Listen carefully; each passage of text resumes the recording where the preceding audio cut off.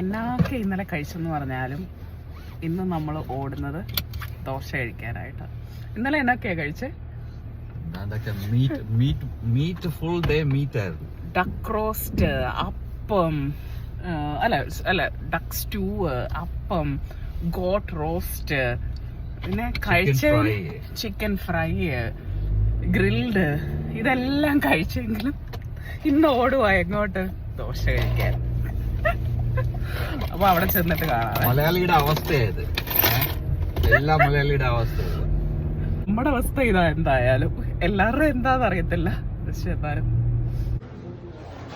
അങ്ങനെ നമ്മൾ റെസ്റ്റോറൻറ്റിലെത്തി ദോശ കഴിക്കാൻ വന്നപ്പോഴാണ് ചിക്കൻ പപ്സ്, നല്ല ചൂടോടെയുള്ള ചിക്കൻ പപ്സ്. അപ്പം അത് കഴിച്ച് തുടങ്ങാമെന്ന് വെച്ചു.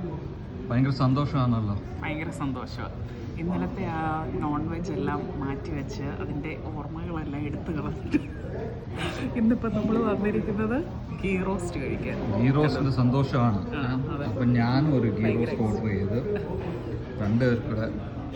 അപ്പോൾ നമുക്ക് എൻജോയ് ചെയ്ത് കഴിക്കാം. എല്ലാവർക്കും സുഖമാണെന്ന് വിശ്വസിക്കുന്നു. Merry Christmas again.